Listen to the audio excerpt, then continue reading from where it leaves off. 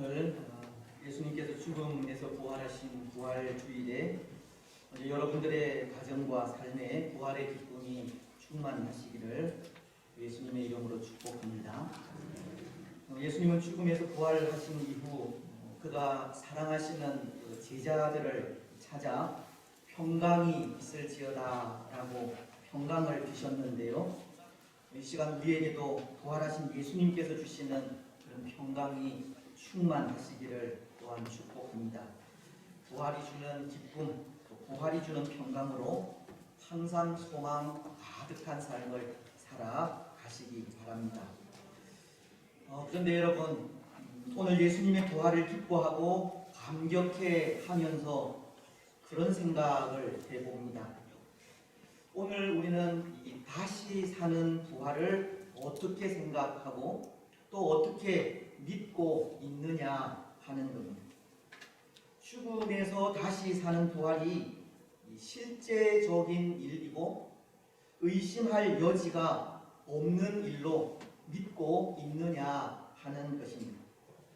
우리는 예배 시간마다 우리가 고백하는 사도신경을 통해 예수님의 부활을 이렇게 고백하지 않습니까?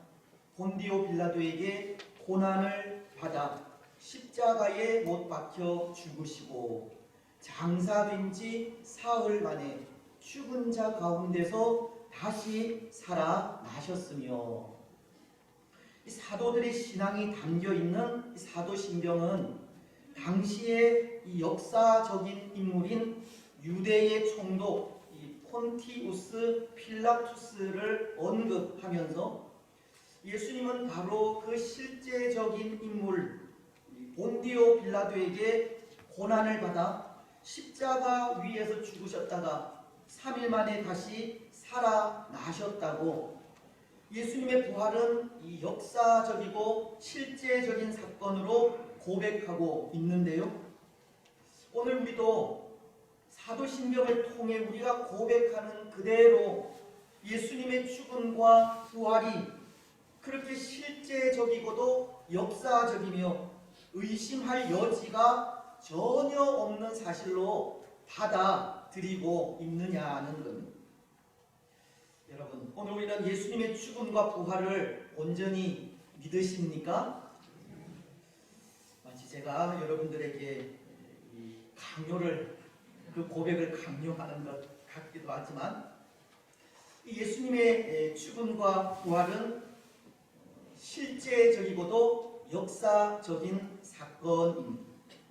그래서 사도 바울은 고린도전서 15장 12절로 14절을 통해 이렇게 말씀하고 있습니다. 그리스도께서 죽은 자 가운데서 다시 살아나셨다 전파되었거늘 너희 중에서 어떤 사람들은 어찌하여 죽은 자 가운데서 부활이 없다 하느냐. 만일 죽은 자의 부활이 없으면 그리스도도 다시 살아나지 못하셨으리라. 그리스도께서 만일 다시 살아나지 못하셨으면 우리가 전파하는 것도 헛것이요 또 너희 믿음도 헛것이며, 바울은 그리스도 예수의 부활이 없다면 우리의 믿음이 헛것이라고 하기까지 예수님의 부활은 실제적인 사건임을 말씀하고 있는 겁니다. 뿐만 아니라 예수님께서 다시 살아나신 일이 없다면 우리는 여전히 이 죄 가운데 있을 것이라고도 하십니다. 고린도전서 15장 17절이 그것을 말씀하기 때문입니다. 그리스도께서 다시 살아나신 일이 없으면 너희의 믿음도 헛되고 너희가 여전히 죄 가운데 있을 것이요. 바울은 예수님께서 다시 살아나지 않으셨다면 우리는 여전히 죄 가운데 있을 수밖에 없다고 하시는 겁니다. 여전히 죽음 가운데 있을 수밖에 없다는 겁니다. 하지만 예수님은 부활하셨습니다. 예수님의 부활은 이 죄로부터의 자유를 말하는 것입니다. 또 죄로부터의 자유는 영원히 사는 것을 말하는 겁니다. 죽음에서 부활하신 예수님으로 인해 오늘 우리는 죄에서 자유하게 되었고 죽음에서 해방되었으며 영원히 사는 소망을 얻게 되었다는 겁니다. 사랑하는 여러분, 오늘 우리는 예수님의 부활로 죄에서 놓여 자유하게 되었고 죽음에서 해방되었으며 영원히 사는 소망을 얻게 되었습니다. 오늘 우리는 이 사실을 분명히 기억하시기 바랍니다. 그래서 예수님의 부활을 의심 없이 받아들이시고 예수님의 부활로 영원히 사는 영생의 소망 가운데 살아가시기 바랍니다. 여러분, 그런데 오늘 본문은 그렇게 부활에 대한 의심보다 이 부활하신 예수님이 재림하실 때 주 안에서 죽은 자들은 어떻게 될까 하는 것에 의문을 가진 사람들이 있음을 보게 됩니다. 부활하신 예수님이 심판주로 이 땅에 다시 오실 때 믿음으로 살다 죽은 자들은 어떻게 될까 하는 것에 의문을 가진 사람들이 있었다는 겁니다. 오늘 13절은 그런 의문을 가진 데살로니가 교인들에게 답을 하는 이 바울의 대답을 기록하고 있기 때문입니다. 말씀은 이렇게 말씀하고 있습니다. 형제들아, 자는 자들에 관하여는 너희가 알지 못함을 우리가 원하지 아니하노니 이는 소망 없는 다른 이와 같이 슬퍼하지 않게 하려 함이라. 사실 사도 바울은 이 데살로니가 교회를 향해 데살로니가 전서 1장 3절을 통해 이런 말을 했습니다. 너희의 믿음의 역사와 사랑의 수고와 우리 주 예수 그리스도에 대한 소망의 인내를 우리 하나님 아버지 앞에서 끊임없이 기억함이니.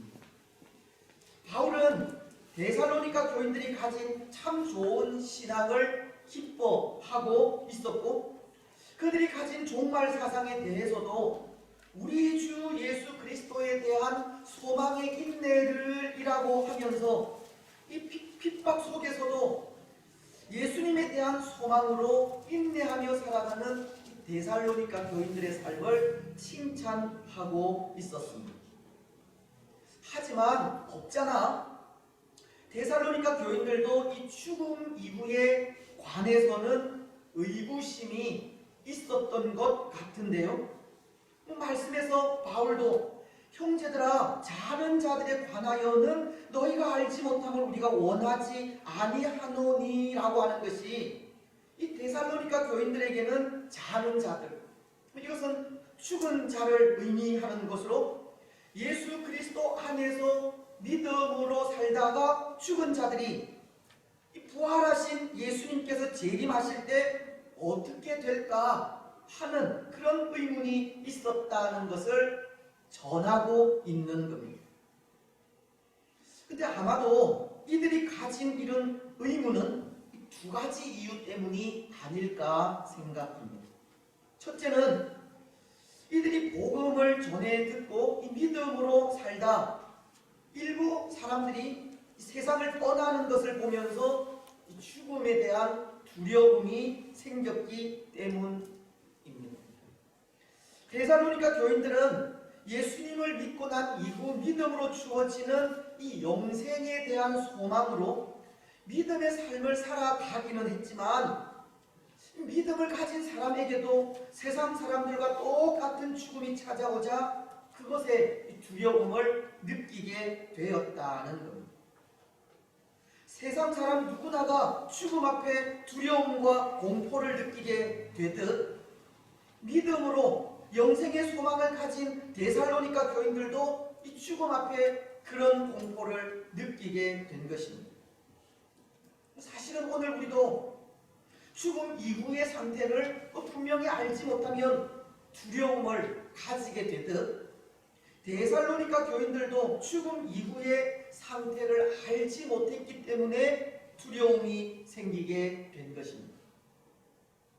또 하나 오늘 데살로니가 교인들이 이런 문제에 의문을 가지게 된 것은 당시 만연해 있던 이 사상 때문이기도 한데요. 당시 유행하던 그 가르침은 죽음 이후에 육체와 영혼에 아무런 소망이 없다는 것이었기 때문입니다. 데살로니가 교인들은 비록 말씀 안에서 소망을 가지고 인내하고는 있었지만 죽음 이후에 아무 소망이 없다고 가르치는 그 가르침에 이 앞서간 성도들이 궁금해서 견딜 수가 없었던 겁니다. 그래서 이 죽음에 대한 두려움과 죽음 이후 소망이 없다고 가르치는 그 사상에 그들은 바로 이런 의문, 그리스도 안에서 죽은 자들이 예수님의 재림 때 어떻게 될까 하는 의문을 가지고 그 일에 관심을 가지게 된 겁니다. 여러분, 때로 이런 의문은 우리도 가지게 되는 의문이지 않습니까? 종말에 관한 일이나 마지막 때의 일, 또는 예수님의 재림이나 휴거에 관한 일들은 우리에게도 관심이라는 겁니다. 오늘 바울도 데살로니가 교인들에게 자는 자들에 관하여는 너희가 알지 못함을 우리가 원하지 아니한다고 이런 일에 대해서도 알기를 원하고 있듯이 오늘 우리도 종말에 일어날 일들, 예수님의 재림 또는 휴거, 이런 부분들이 우리의 관심이기도 하다는 겁니다. 하지만 사실은 이 종말에 관한 일이나 예수님의 재림에 관한 이런 일들은 이 조심스러운 면이 없지 않아 있는 것이, 이 종말에 관한 부분은 함부로 해석할 수 있는 부분이 아니기 때문입니다. 지금까지 많은 사람들이 이 일을 해석하려 하다 자의적인 해석이 되어 이단으로 정죄된 경우가 많았듯이, 이 종말에 대한 이 부분은 쉽게 접근할 수 있는 문제가 아니라는 겁니다. 그래서 성경은 이 마지막 날에 대한 의문을 이렇게 생각하기를 원하고 있는데요. 그냥 단순히 성경이 말씀하는 그만큼만 이해하는 것이 좋다는 겁니다. 굳이 성경 그 자체에 이렇고 저런 해석을 붙여 이해를 한다거나 성경에 나오는 숫자나 문장들을 뜯어 맞추어 해석하기보다 성경이 말씀하시는 만큼 그것을 그대로 받아들이기를 원하고 있는 겁니다. 사도 바울이 고린도전서를 통해 그리스도께서 죽은 자 가운데서 다시 살아나셨다고 하면 그것을 그대로 받아들이면 되고, 또 사도 요한이 요한계시록을 통해 천국은 눈물도 고통도 아픔도 죽음도 없는 곳이라고 하면 또 그 말씀을 그대로 받아들이면 된다는 겁니다. 굳이 거기에 특별한 해석을 하고 숫자 하나하나의 의미를 부여하기를 원하지 않는 겁니다. 그래서 종교개혁자인 존 칼빈도 이런 말을 하였습니다. 성도들은 하나님의 학교에서 배우도록 허용된 것 이상으로 하려고 하는 것은 좋지 않다. 물론 이 성경은 우리가 의문을 가지고 질문하는 것도 참 바람직한 일이고, 또 필요한 부분들은 그렇게 의문을 가지고 질문하며 나아가야 하겠지만, 예언의 말씀들은 그 말씀을 풀어 해석하려 하기보다 말씀으로 권면하고 말씀으로 위로하며 말씀으로 책망하는 그 말씀들에 순종하면서 살아가는 것이 성도로서 올바른 자세라는 것입니다. 그렇습니다. 그래서 고린도전서 13장은 12절을 통해 이렇게 말씀하고 있는 것인데요. 우리가 이제는 거울로 보는 것 같이 희미하나 그때에는 얼굴과 얼굴을 대하여 볼 것이요. 지금은 내가 부분적으로 아나 그때에는 주께서 나를 아신 것 같이 내가 온전히 알리라. 지금 우리가 가지고 있는 지식은 불완전하다는 겁니다. 그래서 지금은 우리가 다 알지 못하지만 그때에는 예수님께서 다시 오시는 그날에는 모든 것을 다 알게 된다는 것. 또 사도 요한도 요한 1서 3장 2절을 통해 이렇게 말씀하십니다. 사랑하는 자들아, 우리가 지금은 하나님의 자녀라. 장래에 어떻게 될지는 아직 나타나지 아니하였으나 그가 나타나시면 우리가 그와 같을 줄을 아는 것은 그의 참모습 그대로 볼 것이기 때문이니. 비록 지금은 다 알지 못하지만 죽음에서 부활하신 예수님이 심판주로 다시 오시게 되는 그날, 그때에는 우리가 궁금해하던 그 모든 것들을 남김없이 알게 된다는 것. 그렇습니다. 예수님께서 다시 오시는 그때가 되면 모든 것을 다 알게 됩니다. 마지막 날들의 일은 예수님께서 오시면 해결된다는 것. 굳이 그 일에 대해서 알려고 할 필요가 없다는 겁니다.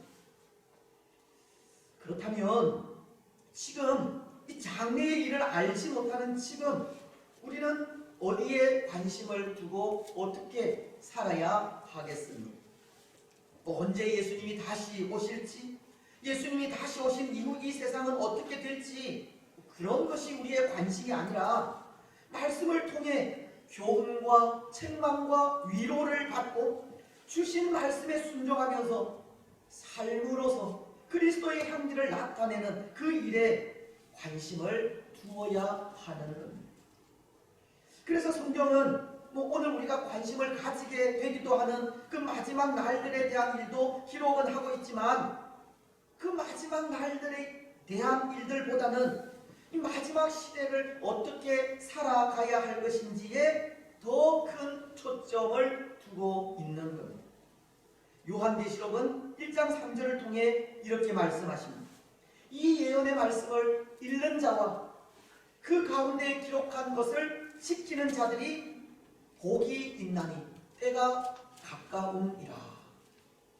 때가 가까울수록 기록된 하나님의 말씀을 읽고 들으며 그 말씀을 지키는 자들이 복이 있다고 하시는 겁니다. 살아야 할 삶에 초점을 두고 있는 겁니다. 오늘 말씀도 마찬가지입니다.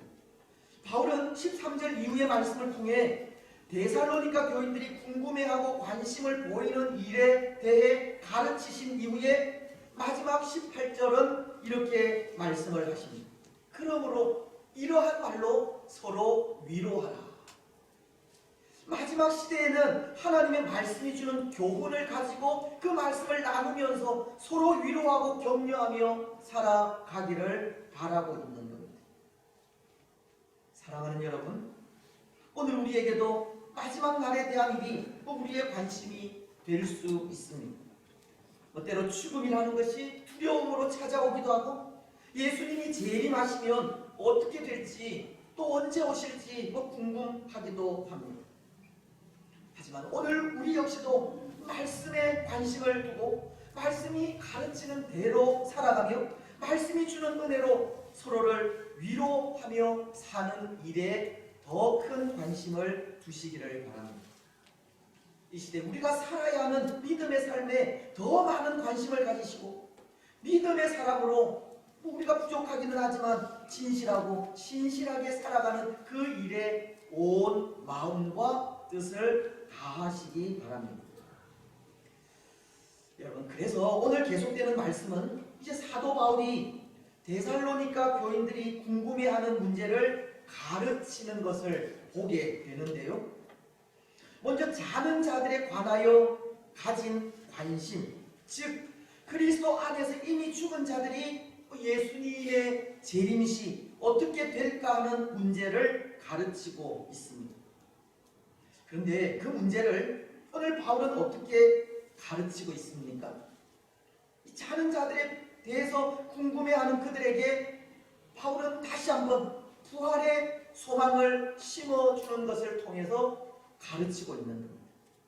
바울은 13절에서 자는 자들에 대해 알기를 소원하면서 말씀하시는 것이 소망 없는 다른 이와 같이 슬퍼하지 않게 하려 함이라 라고 하십니다.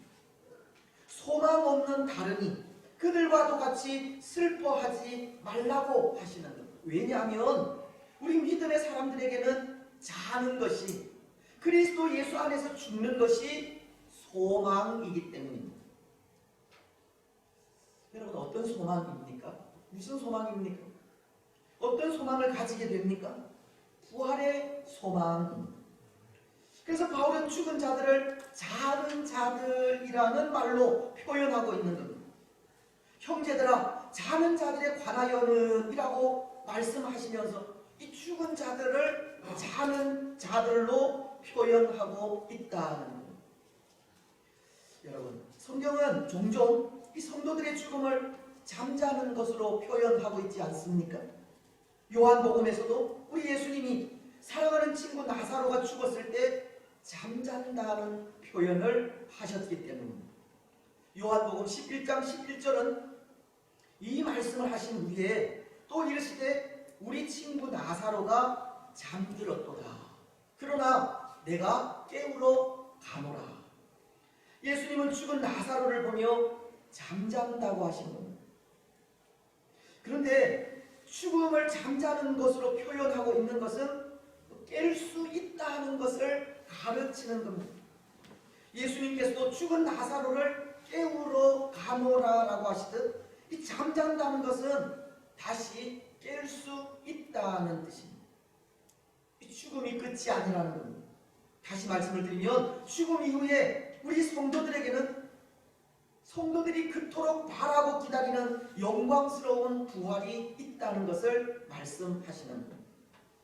그래서 오늘 바울도 죽음을 다시 깨어나게 되는 이 잠잔다는 말로 표현함으로 데살로니가 교인들에게 부활의 소망을 심어주고 있었던 겁니다. 특히 오늘 14절은 이렇게 말씀하지 않습니까? 우리가 예수께서 죽으셨다가 다시 살아나심을 믿을진대 이와 같이 예수 안에서 자는 자들도 하나님이 그와 함께 데리고 오시리라.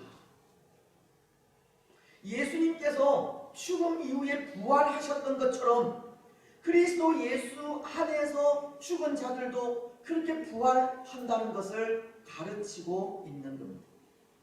바울은 데살로니가 교인들이 궁금해하던 죽은 자들에 대한 그 부분은 부활의 소망을 심어줌으로 그들을 위로하고 있었다는 겁니다. 부활의 소망으로 데살로니가 교인들의 믿음을 더욱 굳게 한 것입니다. 사랑하는 여러분, 오늘 우리는 어떻습니까? 예수님께서 죽음 가운데서 부활하셨듯이 오늘 우리도 죽음 이후에 다시 살아날 것을 믿습니까? 예수님을 믿는 우리에게 부활이 있다는 것을 확실히 믿으시기 바랍니다. 예수님의 부활은 믿음을 가진 우리의 부활로 이어지기 때문입니다. 고린도전서 15장 20절로 21절은 이렇게 말씀하시기 때문입니다. 그러나 이제 그리스도께서 죽은 자 가운데서 다시 살아 잠자는 자들의 첫 열매가 되셨도다. 사망이 한 사람으로 말미암았으니 죽은 자의 부활도 한 사람으로 말미암는도다. 예수님은 잠자는 자들의 첫 열매가 되셨다고 합니다. 예수님은 부활의 첫 열매가 되셨다는 것으로 이후에 있을 모든 부활을 대표하게 된다고 하는 뜻입니다. 예수님의 부활은 장차 이루어질 성도들의 부활의 전조요 근원이라는 겁니다. 그래서 예수님의 부활 사건은 예수님 개인적인 사건만은 아닌 겁니다. 공동체적이고 보편적인 사건으로 마지막 날 죽은 자들의 부활을 실현시키는 사건이 되는 것입니다. 한 사람 아담으로 말미암아 모든 사람들이 죄에 속하여 죽게 되었지만 한 사람 예수님으로 인해 죄에서 자유함을 누리고 다시 사는 부활의 영광을 누리게 되는 것입니다. 여러분, 오늘 예수님을 믿는 우리에게 바로 이런 영광이 있습니다.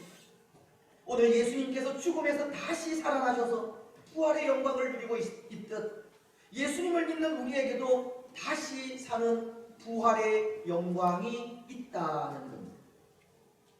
고린도전서는 15장 51절로 54절을 통해 이렇게 말씀하지 않습니까?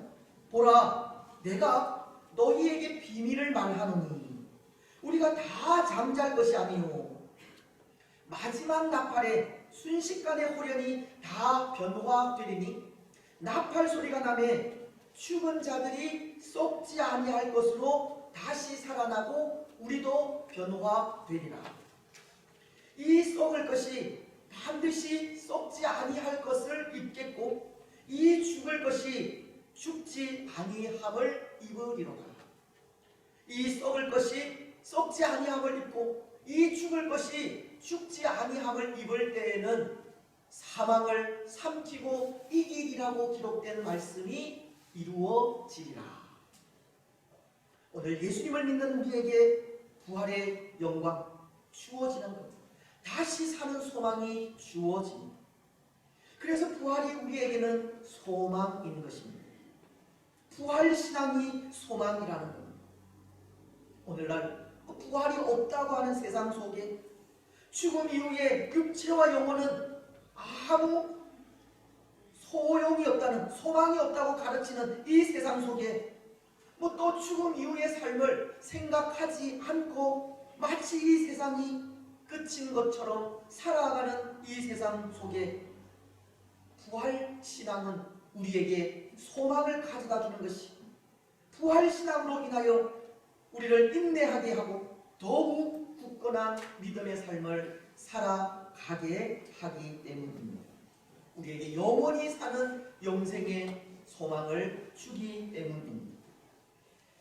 사랑하는 여러분, 오늘 우리는 부활의 신앙을 더욱 굳건히 하시기 바랍니다. 부활의 신앙으로 죽음의 두려움을 이겨가시기 바랍니다.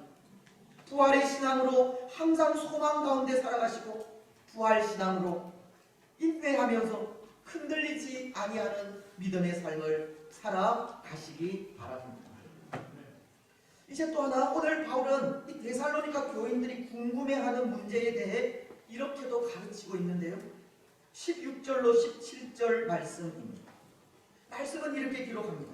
주께서 호령과 천사장의 소리와 하나님의 나팔 소리로 친히 하늘로부터 강림하시리니 그리스도 안에서 죽은 자들이 먼저 일어나고 그 후에 우리 살아남은 자들도 그들과 함께 구름 속으로 끌어올려 공중에서 주를 영접하게 하시리니 그리하여 우리가 항상 주와 함께 있으리라.